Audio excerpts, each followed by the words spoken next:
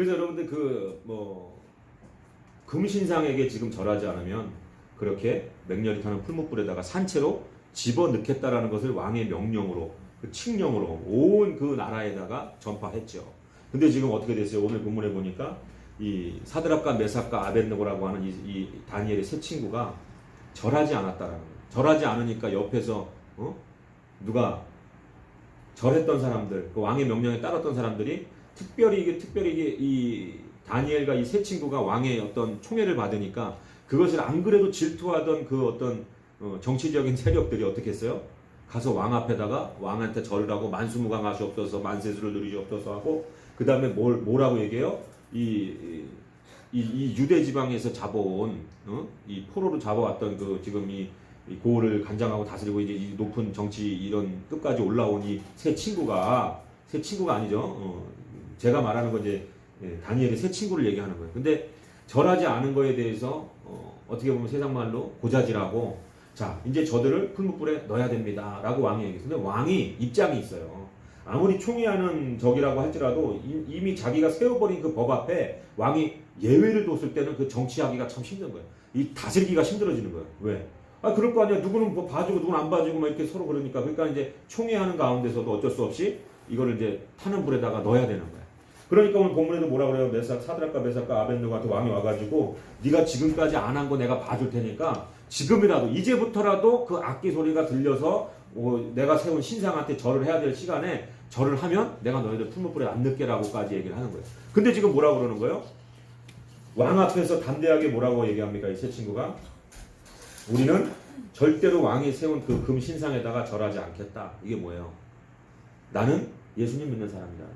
하나님을 따르는 하나님의 자녀다. 그렇기 때문에 절대로 그 십계명에 어긋나는, 십계명이 첫째 계명이 뭐예요? 나 외에 다른 신을 내가 두지 말라는 거예요. 유일 하나님만 믿으라는 거예요. 두 번째 뭐예요? 어떠한 모양으로든지 그 신상을 만들어 거기다 절하지 말라는 거예요. 십계명이 나와 있는 거예요. 근데 지금 그것 때문에 이제 하나님을 따르는 그 백성들, 물론 이제 하나님을 잘 예배할 수 있는 나라에서 계속 살았다면 좋겠지만 여러 가지 이제 하나님의 어떤 뜻에 의해서 포로로 잡혀왔다 보니까 이 나라에서 세운 그 왕이 세운 금 신상에다가 절을 해야 되는 수밖에 없는 그런 상황. 근데도 끝까지 뭐 했다는 거예요? 절하지 않고 이제 잡혀와가지고 풀무불에 들어가게 생겼는데도 불구하고 왕 앞에서 담대하게 오늘 이 본문에 뭐라고 말합니까?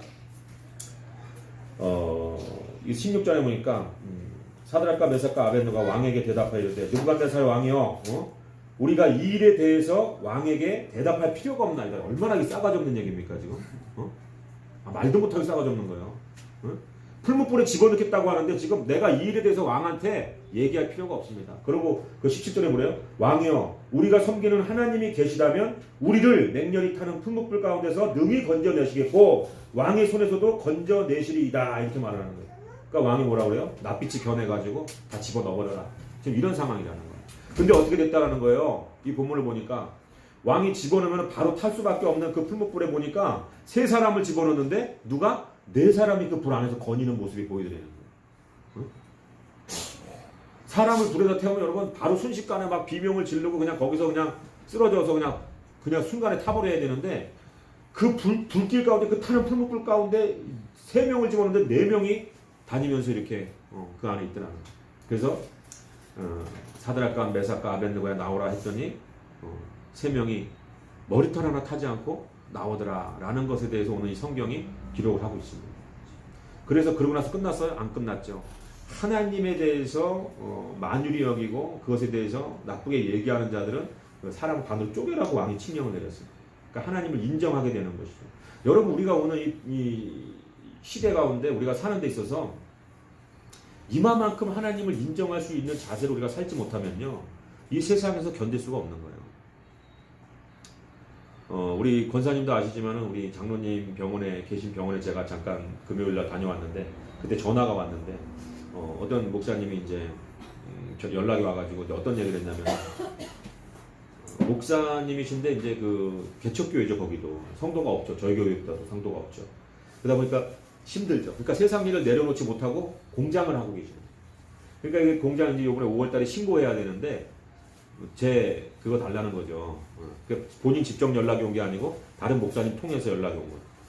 주민등록증 좀 이렇게 이게 번호하고 주소하고 뭐 이런 거. 그래서 이제 자기가 이제 뭐 이제 직원으로 뭐 채용했다, 알바를 했다, 뭐 약간 이런 쪽에 이제 신고를 해가지고 이제 어떤 그런 세금이나 이런 부분에 대해서 감면받을 수 있는 것들이 이제 있는데 그게 한 400만 원, 300만 원 정도 받는다는 거예요. 제 이름만 거기다 적어서 내면. 왜냐면 제가 딴 데 잡혀 있는 데가 없다고 생각을 하고 있으니까. 딴 데서 직장으로 뭐 이렇게 해서 저희가 없으니까. 근데 이제 제가 그랬어요.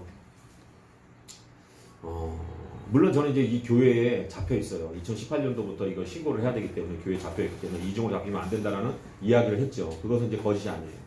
근데 제가 중요한 건 말씀드리고 싶은 건 뭐냐면은 300만 원, 400만 원 때문에 이 편법을 세상에 어떤 그 편법, 머리 쓰는 거. 그러니까 그 대신 잘 들으세요. 누구 하나도 다치거나, 그죠? 누구 하나 다치거나, 누구 한 사람에게 뭐 손해보게 하는, 손해는 본다고 할 수 있죠. 그거 어디서 주는 거예요? 그거를 감면해 주는 거예요? 세금을 국가에서 하는 거잖아요. 근데 여러분 자 보세요. 우리가 오늘 이 삶의 원칙이 있는 삶이라는 이 제목으로 말씀을 드리고 있는데 하나님의 사람이라면 어때야 되는지 아십니까? 거짓말하면 안 돼요. 우상에게도 절하지 말라고 했지만 이 10계명이 뭐라고 되어 있느냐? 제 9계명이 뭐라고 했어요? 내 이웃에 대하여 거짓 증거하지 말라고 했어요. 거짓 증거라는 게 뭐예요? 거짓말하지 말라는 거예요. 거짓말. 예수님 믿는 사람들 요새 얼마나 밥 먹듯이 거짓말을 하는지 몰라요. 밥 먹듯이요. 여기 기도받으러 오는 분들 중에서도 마찬가지예요. 지금 뭐 당장 아프고 막 여러 가지 문제 때문에 기도받으러 왔는데도 거짓말하고. 물론 이제 안타깝죠. 여기 왔는 것도 얘기를 못하는 상황인 것도 안타까운 상황이지만 그래도 거짓말하면 안 돼요. 어디 딴 데 왔다고 거짓말하고 차 빼달라고 전화 와도 거기다 누가 대라고 해서 됐다고 거짓말하고 그래요. 믿는 사람들도. 물론 여러분 우리가 살면서 참 이 거짓말이라고 하는 것이 왜 나쁘냐. 이것은 하나님으로부터 반대되는 거기 때문에 나쁘다라는 거예요. 여러분 저도 마찬가지예요. 제가 얼마 전에 이제 그 17년도에 어떤 연예인 한 분한테 이제 연락이 와가지고 그분이 이제 그러더라고요. 목사님 그 교회에서 그 뭐라고 하지? 그거 기부금 영수증 좀 끊어줄 수 있어요? 그러더라고요.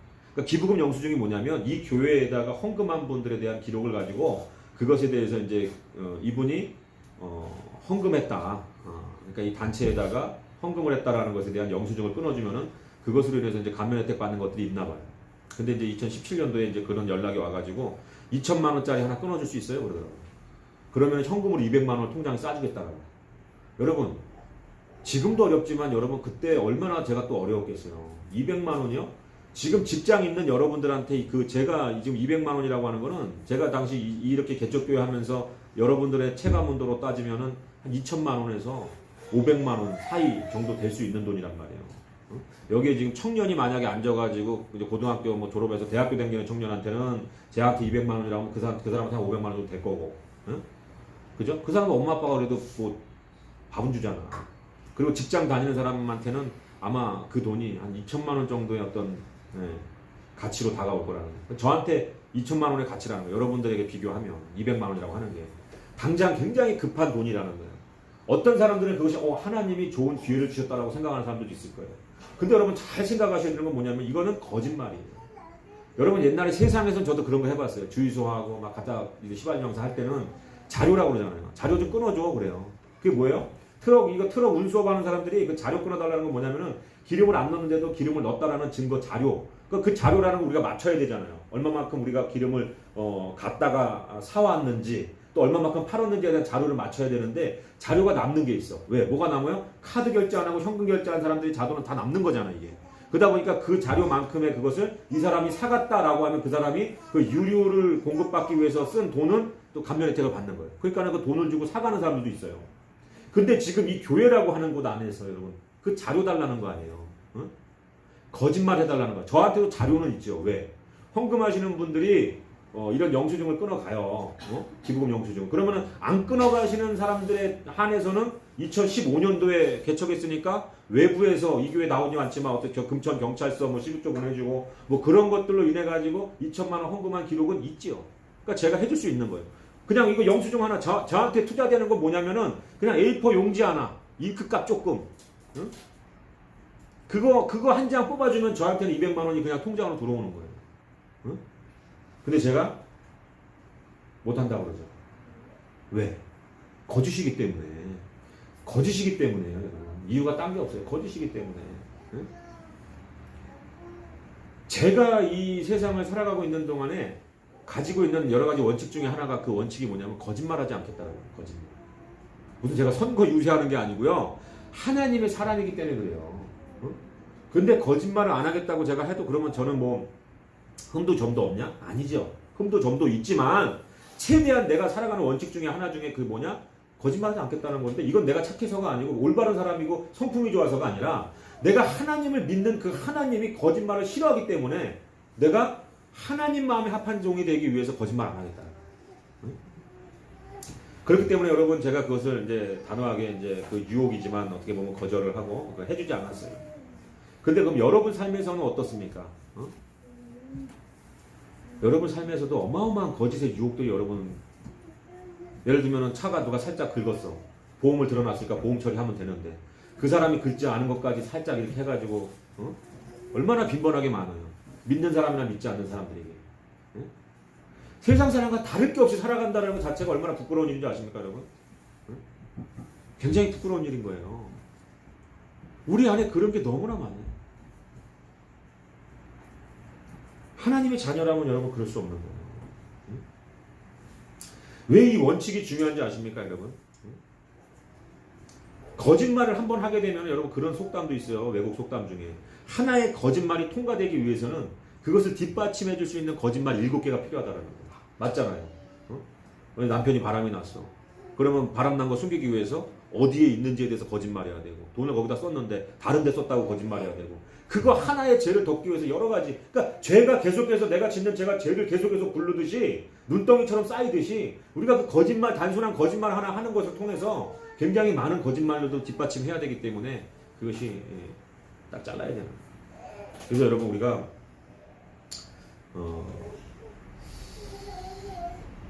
이 삶의 어떤 그런 여러 가지 현장 가운데서도 그 원칙들이 꼭 준수되어야만 되는 그런 삶이 많이 있어요. 현장들이.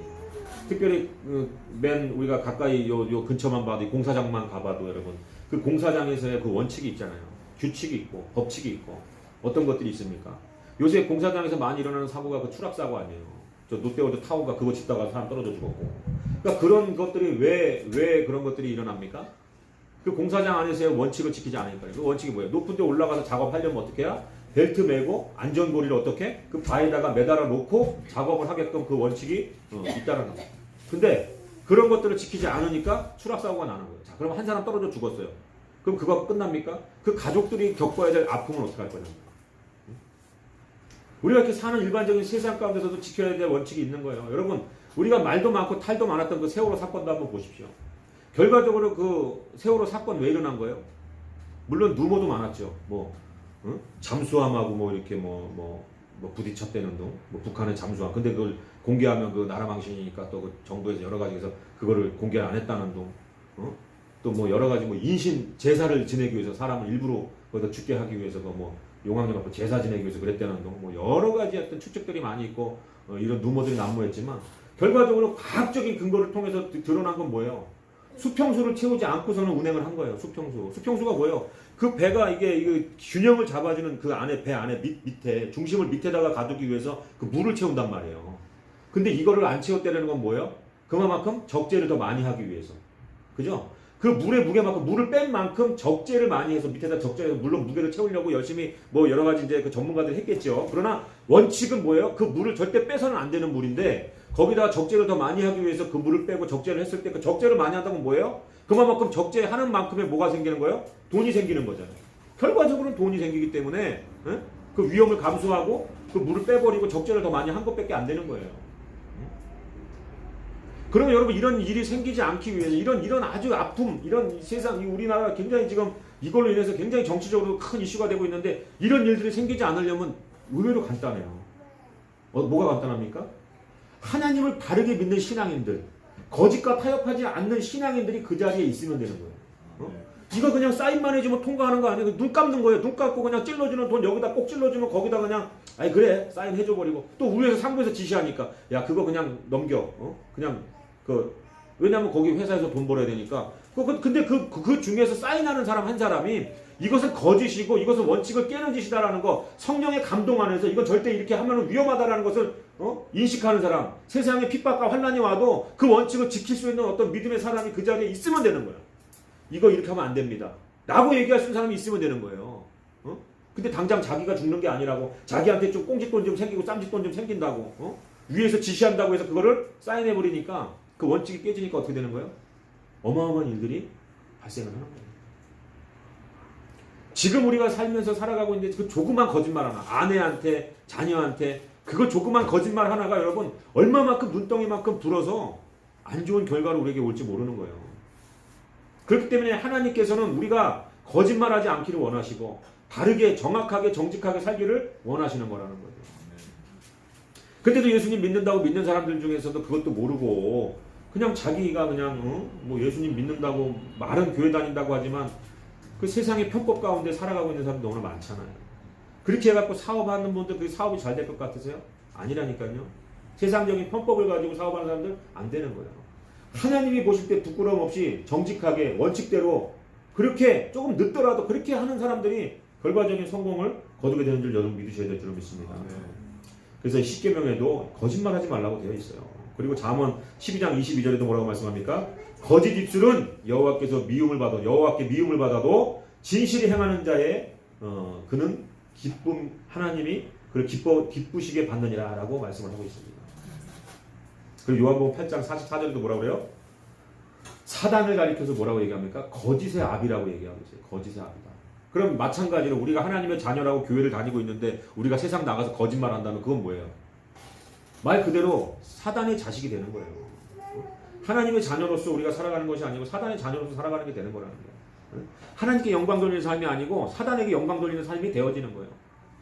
교회에서 하나님의 자녀라고 이렇게 기도하고 울면서 이렇게 예배드리고 하는데 세상에 나와서 세상 사람과 똑같은 그런 원칙이 없는 그런 삶을 살아버리니까 세상으로부터 오히려 역으로 공격을 당하게 된다는 것이죠. 오늘 이 본문에서 이 세 친구 메삭과 사드락과 아벳느고가 여러분 이 풀무불 앞에서 자신의 원칙을 지키잖아요. 그 원칙이 뭐였어요? 하나님 말씀하신 십계명이었던 거예요. 다른 신에게 내가 절하지 않겠다라는 거. 그러면 나를 어떻게 죽여라는 거죠. 그리고 그 가운데 믿음이 있었어요. 어떤 믿음이었죠? 하나님이 나를 저 뜨거운 풀무불 가운데서 나를 건지실 것이라는 믿음. 자, 근데 보세요. 그것보다 더한 믿음이 뭐예요? 그렇게 아니하실지라도 나는 절하지 않겠다라는 거. 내가 그 풀무불 가운데 뼈도 남지 않고 타서 죽는 한이 있어도 나는 절하지 않겠다라는 이 신념이 여러분, 이 원칙이 우리들에게 있어야 될 줄 믿습니다. 여러분 제가 이제 그 단체 톡에다가 그 뉴스 하나 짤막한 거 링크한 거 보신 분도 있고 안 보신 분도 있을 거예요. 거기에 보니까 황교안 이 대표하고 이낙연 그 이낙연 씨가 뭐예요? 직분이? 국무총리야 총리하고 이게 이제 비교돼서 나온 거예요. 저도 이제 그걸 보니까 그 석가탄신일이 지지난주인가 그래요. 그러니까 이게 벌써 열흘이 넘은 사건인데 지금 뭐 2, 3일 전에 이게 불거진 거죠. 그러니까 제가 볼 때 그거 웃긴 거지. 정치적으로 이제 그 김정숙 여사인가요? 이렇게 악수하다가 이제 패싱해 버리니까 패싱 요새 뉴스에 나오는 거 보니까 저 뉴스 사실 신문 잘 안 보는데 이제 대통령 부인이 이제 그거를 이제 황교안 그 대표만 이제 악수를 안 했어요. 그게 너무 불거지니까 아마 이게 나온 게 아닌가 지금 이제 그 뭐가 나왔어요? 황교안 제가 여러분 자꾸 뭐 대표, 총리 이러면 여러분들이 너무 이걸 정치적인 성향에 대해서 얘기하는 것처럼 들릴까봐 제가 정정할게요. 황교안 전도사, 그분 전도사예요. 신학 공부해가지고 그 사람 전도사인데 그 황교안 전도사는 전도사고 하나님을 믿으니까 뭐 한 거예요? 그 행사 있는데 가가지고 다들 이 합장하고 있을 때 그냥 두 손 모으고 그냥 눈 감고 그냥 묵념하듯이 기도한 거예요. 근데 이게 그때가 벌써 열일일 훨씬 전의 일인데 지금 막 이걸 끌고 나는 거예요. 그 조계종이가 거기서는 그러려면 너는 대표 내려놓고 자연인으로 돌아가서 네 종교 해라. 뭐 이렇게까지 지금 이 성명을 발표하고 있는 이런 상황에서 참 어떻게 이 설교하고 맞아떨어지는 그 뉴스가 오늘 아침에 누가 보내줘갖고 제가 딱 보면서 야 설교하고 너무 맞아떨어지는 거예요. 지금 황교안이라는 분이 정치적으로 지금 대통령 되고 싶다는 그 마음을 가지고 정치하는 분인데 얼마나 많은 사람 가운데 그 이목이 있겠어요. 어? 불교 행사 가가지고 이거 하나 안 한 거예요. 이거 하나 그 부처님한테 이거. 에? 자, 여러분 한번 생각해보세요. 당연해야지. 그거 당연해야지. 근데 여기서 만약에 그 위치에서 그 황교안이라고 하는 그 전도사님이 지금 세상적으로의 위치에서 여러분들이 있다면은 거기 가서 그 불상 앞에서 이거 안 할 자신 있으세요? 솔직한 말로. 어? 힘든 거예요. 풀무불 같은 여론이 지금 들끓고 있잖아요. 어? 그러려면 그 가지를 말지. 어? 네 종교만 중요하다고 생각하는 그런 종교인이면 네가 당대표를 내려놓고 어? 전도사나 할 일이지 만 이러면서 지금 세상 여론이 들끓고 있어요. 근데 자 보세요. 얼마나 재밌어요. 이낙연 집사님. 이분 집사님이에요. 저는 지금 정치적으로 뭐 좌파니 우파니 뭐 보수니 아니 그거 얘기하는 거 아니에요. 자 이낙연 우리 집사님은 가가지고 그 뉴스에 나오는 거 보니까는 얼마 전에 거기 어디 불당 가가지고 가서 이제 그 예를 지킨다고 향을 딱 꽂아놓고 거기다가 이제 절을 하는 그런 모습들이 이제 나왔어요. 자 보자는 거예요. 좌파다 우파다 보수다 무슨 뭐 진보다 자유한국당이다 민주당이다 이런 걸 따지는 게 아니에요. 믿는 사람으로서의 원칙을 지금 누군가가 지키고 있다는 건데 그렇다고 제가 지금 나는 자유한국당 지지해 황교안 총리가 대통령 돼야 돼 이런 거 여러분한테 지금 말씀드리는 게 아니에요. 이 세상에 온전한 사람은 아무도 없어요. 그 사람 대통령 된다고 해서 이 나라가 잘 살게 된다는 보장도 없는 것이고 근데 중요한 건 뭐냐면 우리가 예수님을 믿는 사람들이라면 일단 우리가 표를 얻다가 한 표 던진다고 하더라도 성경적으로 정치하려고 하는 쪽에다가 우리는 몰아주긴 해야 된다는 거예요. 자, 지금 민주당 쪽에 보면은 여러분 그쪽에 박원순 통해가지고 지금 서울이 거의 지금 뭐예요? 그 퀴어 축제로 인해 가지고 성경과 반대되는 그런 동성애가 어마어마하게 물밀듯이 지금 이 나라를 뚫고 지금 거의 서울이라고 이 한복판 그 광화문 거리에서 남자들이 티팬츠 그 똥꼬가 뚫린 그 팬티를 입고 그 콘돔 막대 사탕을 들고 다니면서 우통을 다 벗고 저런 애들이처럼 다 보게끔 지금 그런 축제를 한단 말이에요. 응? 근데 황교안은 확실하게 얘기했죠. 동성애 반대합니다. 응? 자, 사람은 다 비슷비슷합니다. 솔직한 말로요. 황교안이나 이낙연이나 박근혜나 지금 문재인이나 다 비슷비슷한 사람들이에요. 근데 우리가 지켜야 될 건 뭐냐면은 성경적으로 우리가 그러한 관점을 가지고 우리가 살아가면서 표도 행사할 수 있어야 된다는 걸 얘기하는 거예요. 여러분들이 여기 전라도 분도 계시고 경상도 분도 계시고 솔직한 말로 진보 쪽에 분도 계시고 보수 쪽에 분도 계시지만 여러분들 그거를 다 떠나서 우리가 무엇이 더 하나님 관점에서의 것인지를 우리가 분별할 수 있어야 됩니다. 할렐루야. 정치적인 얘기를 했다고 또 오해하시지 않기를 바랍니다. 저는 좌파 우파 이런 거 없어요.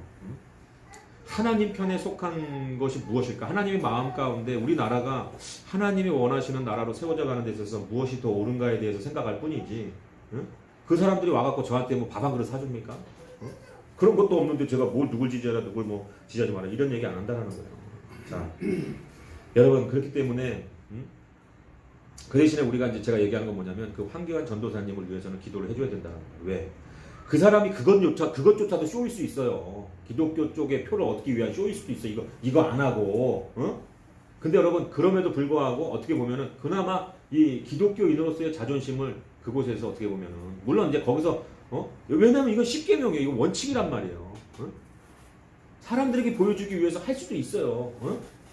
근데 그걸 하지 않았다라는 것은 자기가 어떻게 보면은 믿는 사람으로서의 대표로서의 자격도 자기는 소홀히 하지 않는 것이죠. 왜? 보여지고 있기 때문에. 여러분 제가 이렇게까지 말씀드리면 너무 정치적인 것 같지만 자 보세요. 이명박 전 대통령 아직도 감옥에 있나요? 감옥에 있어요. 제가 뉴스 신문 안 봐서 그래요. 나왔어요? 일단은 감옥은 갔다 왔죠. 형은 살았죠. 여러분 그 장로님 출신의 믿음의 어떤 그러한 분들이 정치를 많이 하잖아요. 그 대통령까지 되신 분이 대표적으로 이명박 대통령이고 근데 자 그 말년을 보세요. 무슨 4대강이 어쩌냐 막 떠들어대끼면서 그거를 그냥 막 들쑤셔가지고 대통령 배치까지 달았는데도 불구하고 결과적으로 감옥까지 갔다 와야 되는 그런 신세를 면치 못하는 게 왜 그런 줄 아세요? 그분 절에 가서 이거 절하고 했던 분이란 말이에요. 그리고 이 뉴스에 나오는 거 보면은 뭐예요? 다 끝나고도 이렇게 유세 들고 나서 소주 먹고 막걸리 먹고 그러면서 장로라고 교회 다니면서 간증하고 이거는 원칙이 없는 삶인 거예요. 그렇기 때문에 그분이 장로라고 할지라도 하나님이 보호하시는 건 뭐예요? 지금 오늘 이 우상에게 절하지 않는다고 하는 이 원칙을 지키는 이 세 친구 메삭과 사드락과 아벳느고를 하나님께 어떻게 불문불 가운데서도 지키시고 보호하시고 어떻게 했느냐? 하나님의 이름 망령되이 여기는 자들은 아예 그 법으로 그냥 그러고 나서 이 하나님을 믿지 않는 이 느부갓네살 왕이라고 하는 사람도 하나님을 높였다라는 거예요. 왜? 그 사건을 보고 불문불에 들어가서도 죽지 않고 살아나오는 이 사건을 보고 하나님을 높였다라는 거예요. 근데 여러분 장로님이었고 또 대통령 하잖아요. 이게 선거 다니면서 뭐 그럴 때는 막 가서 교회 이제 표를 얻으려고 막 가서 그냥 어머니 가치장사 할 때부터 얘기부터 해서 어머니가 막 믿음 막 자기들이 하나님 막 얘기를 하고 그리고 나서 절에 가서 또 이게 절도 하고 또 술자리에 가서 술도 먹으면서 그런 모습을 다 보여줘 버리면 원칙이 없잖아요. 지금 저는 정치를 잘했고 못했고 뭐 그것이 야당이나 여당이나 얘기하는 것이 아니라 하나님의 사람이라면 이 땅 가운데 사는 동안에 그 원칙을 지킬 줄 알아야 된다는 거예요. 그 원칙을 지키지 않으니까 대통령까지 올라갔고 정말 많은 이 땅을 위해서 많은 이 나라를 위해서 많은 업적이 있는데도 불구하고 그 뒤가 많은 사람으로 하여금 어떻게 돼요? 그러니까 하나님이 거기까지 보호를 안 해주시잖아요. 여러분들이 사업을 하고 있고 여러분들이 세상 가운데 살아가는 데 있어서 여러분들이 지켜야 될 원칙이 무엇인지 한번 오늘 이 시간 생각해 봐야 된다. 내가 하나님의 사람이라면 내가 교회에 나와서 하나님을 믿는 사람이라면 여러분 우리에게 반드시 그러한 원칙들이 있어야 된다. 근데 그 원칙을 지키면서 살아간다는 건 정말 어려운 일이거든요. 목사님 저로서도 그래요. 특히나 재정적으로 어려울 때. 그 종이 쪽지 하나 프린트 해주면 200만 원을 준다는데 누구 한 사람도 와서 시비 걸 사람이 없는데 그걸 위해서 무슨 어디야 국세청에서 나올 것 같아요? 절대요. 그때 또 17년도예요. 종교 과세 안 할 때 누구 하나 관심 갖지 않을 때 그냥 종이 하나 뽑아서 주면 200만 원 현장에 그냥 현금으로 통장에 꽂히는데 여러분 생각해 보셔야 돼요. 물론 목사가 여기서 이 단상에서 이렇게 얘기를 하니까 당연히 그러지 말았어야지. 그건 옳은 거지. 맞지. 근데 여러분이 아무도 보지 않는 그 공간에서 여러분만이 지금 생각하고 결정할 수 있는 공간에서 그것을 하나님의 기준에서 생각하고 판단해서 그 일을 행할 수 있는 그 믿음과 원칙이 나한테 있는가. 그것이 여러분 중요한 겁니다. 자, 여러분 우리가 이제 좀 더 깊이 이제 조금 더 들어가서 설교를 좀 들어가면은 자, 여러분 지금 오늘 보면은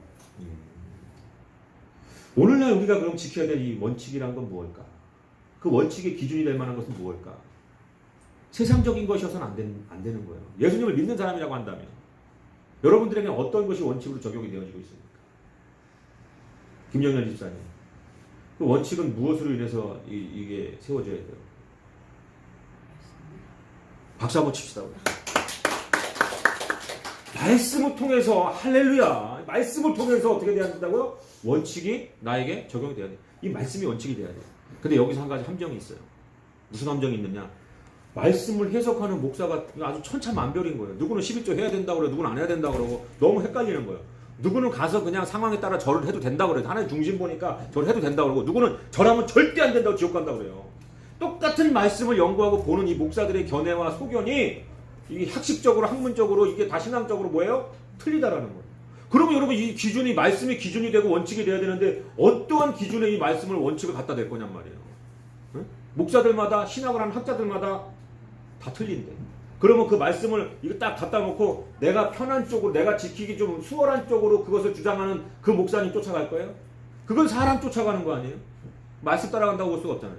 말씀을 내 입맛에 맞게 해석하는 사람을 쫓아간다면 그게 어떻게 그게 말씀을 쫓아가서 그 말씀의 원칙대로 사는 삶이 될 수가 있겠냐.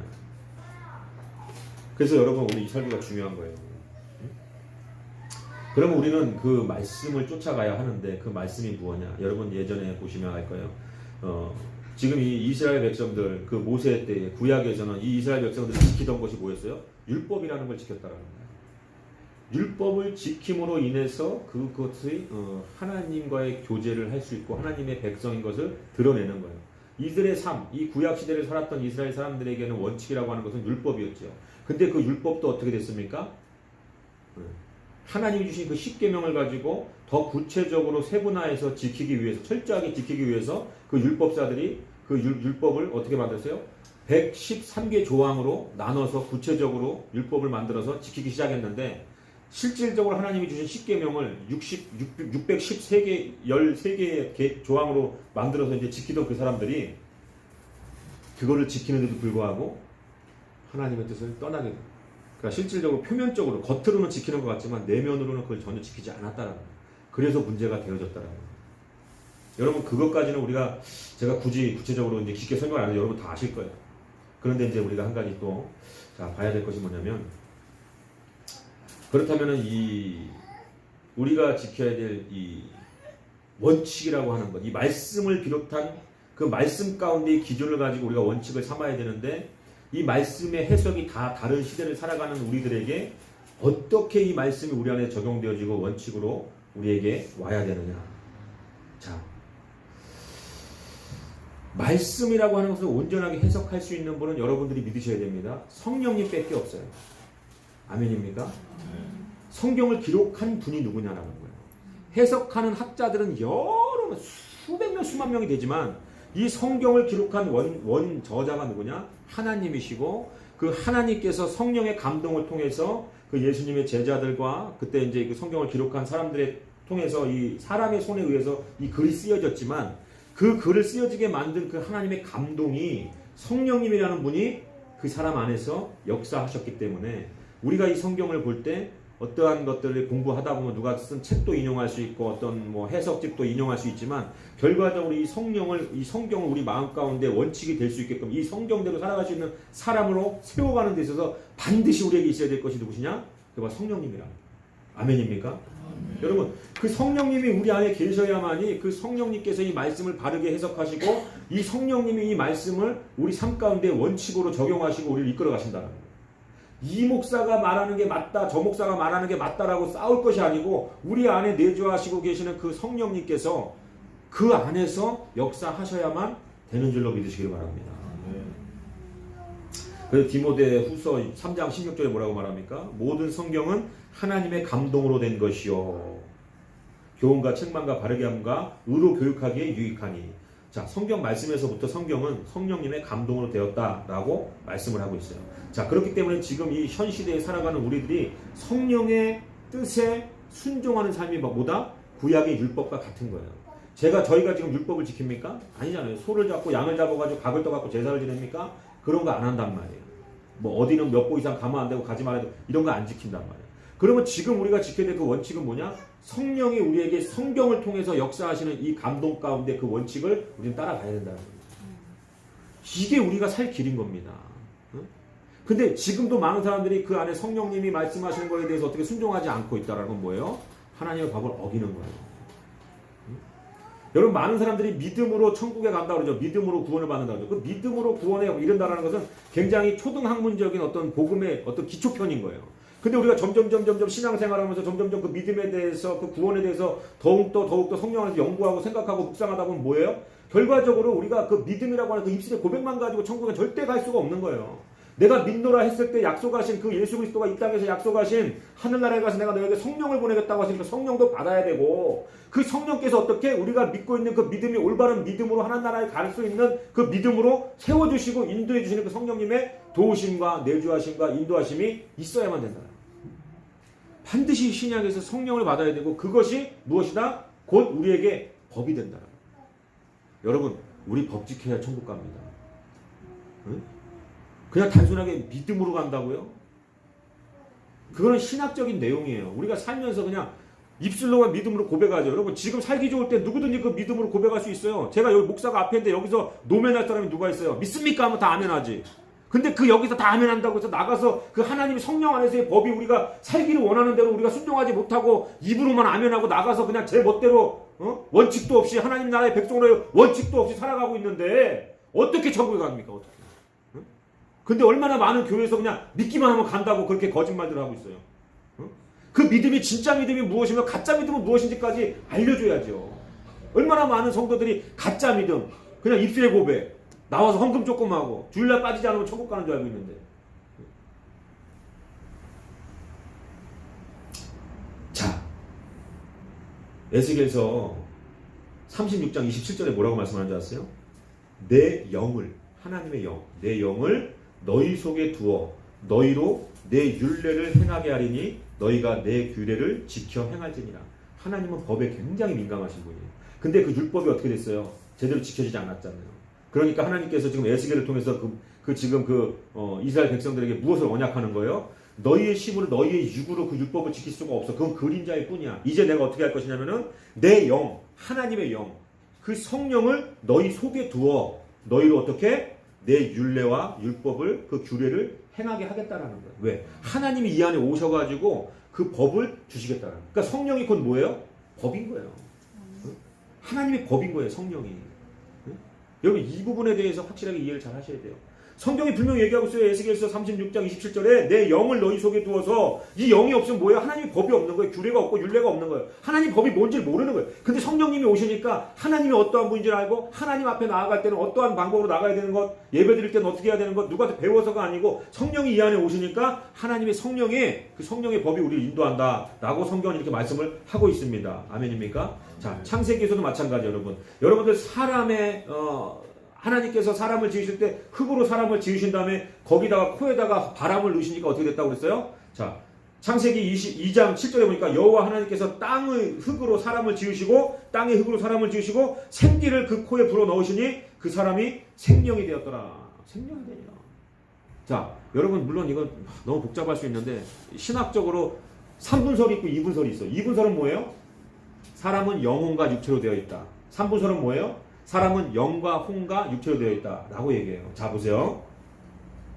오늘 이 창세기 2장 7절의 말씀에 그 생명이 되었다라고 하는 이 생명이라고 하는 게 뭘까요?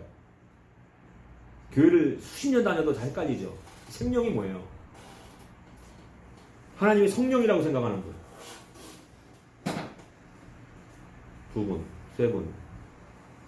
하나님의 영, 성령이 거기에 들어갔다라고 생각하는 거예요.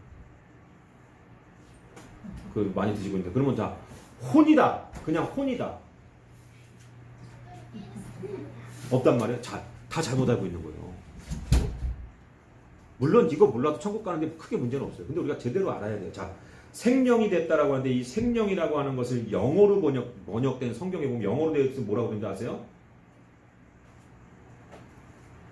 리빙 소울이라고 있어요. 리빙 소울. 소울은 뭐예요? 영어 선생님 계시잖아요. 영어 선생님. 영어 성경의 번역으로는 리빙 소울이라고 되어 있어요. 살아있는 혼이다. 살아있는 혼이 되었다. 그러니까 우리가 알기는 어떻게 되어 있어요? 생명이 됐다 그러니까 성령이 그냥 들어와서 성령의 어떤 그런 영, 하나님의 영이 있다라고 생각하는데 그게 아니고 리빙 소울. 영은 뭐예요? 영은? 영은 뭐죠, 선생님? 스프릿이라고 하는 거예요. 성경, 영어 성경에 우리나라 성경에 좀 애매하게 그냥 영혼, 혼, 영 막 했다가 너무 이게 좀 복잡한데 영어 성경에는 굉장히 확실하게 이 성령, 영을 얘기할 때는 이 스피릿이라는 단어를 쓰고 그 다음에 이 혼을 얘기할 때는 이 soul이라는 단어를 쓴단 말이에요. 그러니까 우리가 soulmate다 막 이런 얘기 하잖아요. 그러니까 이 soul, living soul, 살아있는 혼이 되었다라는 거예요. 그러면 여기서 하나님과 교통하려면 뭐가 필요해요? 하나님의 영이 필요한 거죠. 할렐루야. 우리가 하나님이 우리와 같은 사람, 하나님은 영이시기 때문에 우리와 같은 이 육을 가진 혼을 가진 자들하고는 교통할 수가 없는데 우리와 교통하시기 위해서 우리에게 무엇을 주십니까? 이 신약에 와서 보면 알 수 있잖아요. 성령을 부어주시잖아요. 성령을 부어주시니까 그 성령 받은 사람들이 하나님과 어떻게 해요? 교통하잖아요. 아무것도 모르고 교회 다닌 지 얼마 안 됐는데도 성령 받으니까 하나님의 계획과 의와 뜻과 하나님의 사랑과 평강과 십자가가 무엇인지가 뚫어지는 거야. 그러니까 성령이 오셔가지고 우리를 천국을 인도하는 거죠. 근데 이 성령 받지 못한 사람 교회를 숙시전을 다녀도 이거 그냥 문자적으로 해석을 하다 보니까 이게 잘 안 되는 거예요. 하나님도 지금 이 천지창조하실 때 사람을 만들어 놓고서는 그 생기를 불어넣으니까 리빙 소울이 되었다. 살아있는 혼이 되었다. 그렇다면 하나님이 교통하기 위해서 영을 주셔야 되는데 그 영이 뭐다? 영이 뭘까요? 근데 그 성령 시대가 아니잖아요. 그때. 그죠? 성령은 예수님이 이 땅에 십자가에 돌아가시고 우리에게 약속하시고 가셨기 때문에 물론 구약시대에 성령 받은 사람들 있지요. 성령이 그때는 어떻게 왔어요? 하나님의 강권적으로 왕으로 세울 자들, 선지자로 세울 자들, 예언자로 세울 자들한테만 그 하나님의 영이 가서 그 성령이 들어가서 그 사람을 통해서 하나님의 말씀을 대언했죠. 근데 그러다가 그 성령이 어떻게? 하나님 다시 거두어 가시기도 한단 말이에요. 신약에 와서 우리에게 들어온 성령이 절대 소멸되지 않죠. 천국 갈 때까지. 근데 구약에서는 그 하나님이 그냥 그 성령을 통해서 하나님의 나라를 그냥 이끌어가는 정도 리더자들에게 모세 같은 사람들, 아론 같은 사람들에게 그 성령을 주셨죠. 근데 사울 같은 왕을 보세요. 그 안에 성령이 임했는데도 어떻게 됐어요? 그가 그 욕심과 그런 어떤 순종하지 못하는 교만과 그러니까 하나님이 성령을 거둬가시잖아요. 그러니까 자기 칼에 찔려 죽잖아요. 그러니까 이걸 잘 알아야 돼요, 여러분. 그래서 우리가 지금 이 시대에 성령이 우리 안에 오셔야만 교통할 수 있는 것처럼 하나님이 오늘 자 보세요. 이 인간에게 혼으로 살아있는 혼을 불어넣어 주신 이 인간에게 하나님과 교통할 수 있는 그 영을 불어넣는 방법 한 가지가 뭐였다? 바로 선악과였다. 선악과. 먹지 마라. 자, 지금까지 헷갈릴 거예요. 이걸 좀 제가 이해를 시켜야 되는데, 무슨 법이 또 갑자기 성령이래? 아까 전에는 제가 성령이 법이라고 하니까 맞다고 아멘을 했는데, 지금 이 선악과라고 하는 거, 먹지 마라라고 하는 이 법이 성령이라고 하고, 하나님의 영이라고, 영이 부어지는 거라고 얘기를 하니까 의문을 갖는 거예요. 자, 성경을 한번 찾아볼게요. 성경에도 보니까 뭐라고, 노마서 8장 2절에 이 바울이 기록한 노마서 8장 2절에 뭐라고 말씀하냐? 이는 그리스도 예수 안에 있는 생명의 성령의 법이 죄와 사망의 법에서 너를 해방하였습니다. 성령이 생명이고 이것이 바로 법이라고 지금 얘기를 하고 있어요. 성경이 하는 얘기라는 거예요. 그렇기 때문에 하나님의 영, 하나님과 교통할 수 있는 거, 선악과 따먹지 말라고 한 이 법이 곧 영이라는 거예요. 그것을 따먹지 않으면 어떻게 돼요? 영원히 사는 거예요. 근데 그것을 지키지 않았기 때문에 어떻게 해요? 그 영이, 그 선악과의 어떤 하나님이 주신 그 방법이 깨져버리니까 그 영이 거두어지는 거예요. 하나님과 어떻게 됐어요? 하나님과 교제할 수 있는 유일한 방법은 법이었다라는 거예요. 법. 이거 따먹지 마. 그거 지키면 되는 거예요. 수많은 과일과 수많은 먹을거리들과 수많은 그 우주 만물을 우리에게 다스리고 정복하라고 주셨는데, 한 가지 하나님과 교통하기 위해서 우리가 지켜야 될 건 뭐예요? 이거 먹지 마. 요거 하나 지켜야 된단 말이에요. 그게 뭐예요? 생명이잖아요. 생명이고 법이고 영이라는 거예요. 그거 성령하고 좀 약간 차원이 다를 수는 있지만, 우리가 어떻게 이해해야 되냐면, 하나님과 교제할 수 있는 수단의 영, 하나님이 우리의 영으로 교제를 하실 때 그 영은 그렇게 크게 막 추상적인 개념이 아니고 하나님의 법이라는 거예요. 그래서 성령이 우리에게 오셔서 우리에게 주는 게 뭐냐면, 그 예수 그리스도 안에서 생명의 법을 주기 때문에 그 법을 우리가 지키며 살아간다는 건 뭐예요? 편한 말로 성령의 감동에 순종하며 살아가는 거예요. 근데 그 법, 순종하지 않는 삶을 살면, 우리가 하나님의 법을 지키지 않으면 인도함 받지 못한다는 거예요. 그건 뭐예요? 천국 못 간다는 거예요.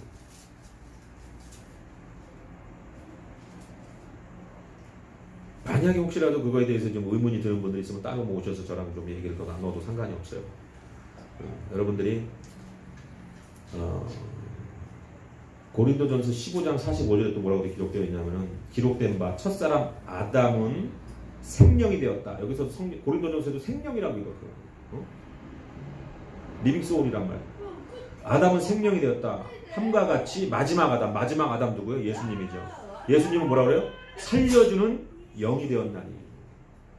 그 예수 그리스도가 살려주는 영, 그 영이 이 땅에 오셔가지고 육을 입으시고 오셨는데, 그분이 다시 하늘나라 가야만이 그 영이 이 모든 사람들에게 어떻게 들어올 수 있다, 보내겠다 약속하신 그 영, 그것은 곧 우리가 지켜야 될 법이고 따라야 될, 순종해야 될 것이라는 거예요.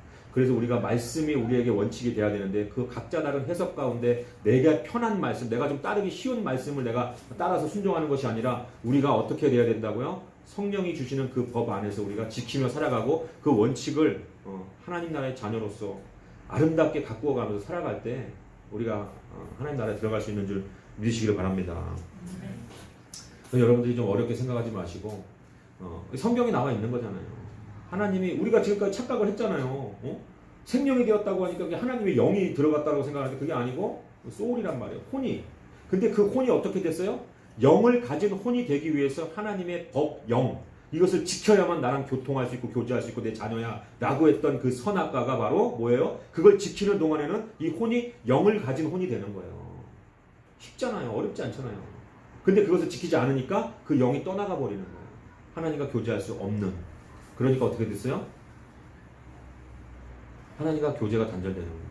근데 예수 그리스도가 이 땅에 오셔가지고 하나님과의 그 단절된 그 관계를 자신의 죽음, 대속의 죽음, 우리 죄를 대신해서 죽으심으로 말미암아서 어떻게? 우리를 구원하시고 다시 오실 약속하시고 하늘나라 가셔가지고 우리에게 그때까지 기다릴 수 있고 인내할 수 있고 지켜나갈 수 있는 법을 성령 안에서 주셨다. 그래서 로마서 8장 2절의 말씀처럼 그렇게 우리에게 그리스도 예수 안에서 생명의 성령의 법이 주어졌다.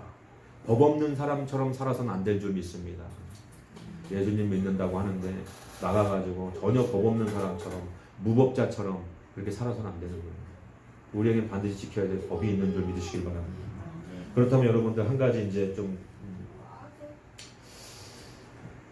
우리가 생각해야 될 것이 있죠. 뭘까요?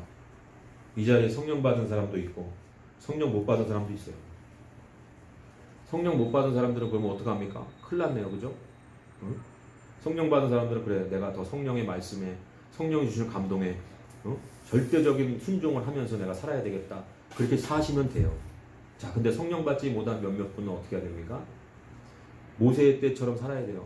어쩔 수 없어요. 모세 때 뭐라고 말씀해요? 민수기에 뭐라고 말씀하냐면 민수기 11장 17절에 내가 강림하여, 하나님이 뭐라고 해요? 하나님이 강림하여 거기서 너와 말하고 내게 임한 영, 내게 임한, 누구한테 얘기하는 거예요? 모세한테 얘기하는 거예요. 너에게 내가 특별하게 임하게 했던 그 영, 뭐예요? 성령. 그 영을 뭐라고 얘기하냐면 지금 일단 먼저 본문을 읽어드릴게요. 민수기 17장 17절에 내가 강림하여 거기서 너와 말하고 내게 임한 영을 그들에게도 임하게 하리니 그들이 너와 함께 백성의 짐을 담당하고 너 혼자 담당하지 아니하리라. 자, 처음에는 모세한테만 성령이 임해가지고 모세가 단독으로 그 수백만의 그 이스라엘 백성을 어떻게 했어요? 이끌었죠. 하나님의 영의 감동을 받았어. 곧 모세의 말이 법이었어요. 그거 왜 그렇습니까? 하나님이 영이 하시는 거예요. 근데 지금 모세가 혼자서 감당하기가 육체가 있다 보니까 지금은 성령님이 어떻게 해요? 그 육을 입고 예수님이 이 땅에 오셨지만 그 지금 올라가시고 나서는 그 성령이 만천하 만민에게 지금 다 부어지잖아요. 근데 이때만 해도 만천하 만민에게 부어지는 시대가 아니었기 때문에 모세에게 부어주고 모세가 그 사람들의 어떤 짐을 감당하겠다는데 그 짐이라는 건 뭐예요? 하나님 나라로 이끌어가는, 얼마나 힘들었겠어요. 근데 지금 뭐라고 하냐면은 백부장 천부장 뭐 이런 식으로 그 모세 외의 지도자들에게도 내가 영을 부어서 너 혼자 그 일을 감당하지 않게 하겠다라고 말씀하고 있어요. 그러건 뭐예요? 여러분, 목사에게 하나님이 성령을 부어주셨잖아요. 아멘입니까? 그러면 그 성령을 통한 그 성령으로 말씀을 증거하는 그 목사의 말씀이 성령 받지 못한 여러분에게 뭐가 되어야 된다고요? 삶의 원칙이 되어야 됩니다. 아멘입니까? 여러분들, 제가 여러분들을 도와주는 사람이에요. 어떤 걸요? 성령 받을 수 있도록. 할렐루야. 자, 성령 받은 사람에 대해서 제가 타치할 필요가 있을까요? 하나님의 영이 들어가서 그 사람을 이끄는데, 네? 그냥 여러분들이 세상 생활하면서 일해야 되니까 말씀을 연구할 시간이 없으니까 제가 대표로 연구해서 그 하나님의 마음과 말씀을, 뜻을 여러분에게 가르치는 역할을 하면 되는 거예요. 그리고 나서 그 가르친 거에 대해서 성령님이 그 안에서 반응하시고 역사하셔서 여러분을 천국으로 인도하시잖아요. 자, 그럼 성령 받지 못한 사람은 어떻게 돼요? 삶의 원칙이 없어요. 성령이 안 계시기 때문에. 물론 태생이 착해가지고 도덕적인 법이 있을 수는 있지만 그 도덕적인 법 상대적입니다. 도덕적인 의는 상대적이에요. 절대적인 의가 될 수가 없어요. 그때 우리 안에 성령의 법이 들어와야만, 생명의 법이 들어와야만 하나님이 인정하시는 의가 진정한 의가 되는 거예요. 근데 여러분, 아직까지 그 성령을 받지 못한 사람들에게 주어진 하나님의 방법은 딴 거 없어요. 교회 가서 성령 받은 목사님 밑에서 어떻게 해라?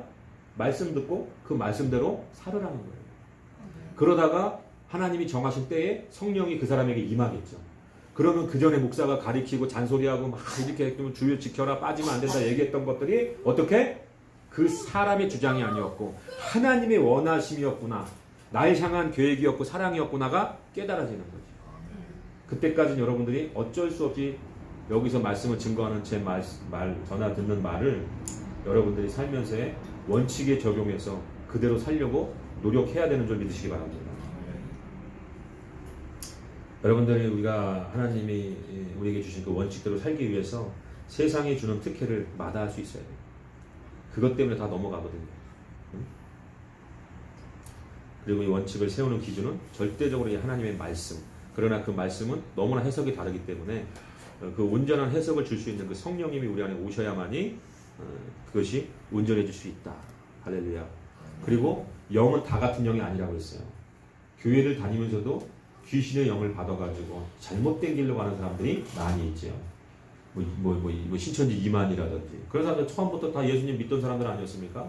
그런데 어느 순간에 그 잘못된 영, 그러니까 영의 분별을 못하니까 이게 하나님의 영, 거룩한 영, 홀리 스피릿인지, 아니면 저 귀신의 영이 지금 들어와서 하나님, 귀신이 올 때 어떻게 온다? 성경에 뭐라고 그래요? 광명한 천사로 위장한다고 그래요. 그러니까는 이게 영의 분별이 없으면은 무언가 굉장히 그거를 하나님의 영이라고 생각하고 받아들이는데 결과적으로 어떻게 해요?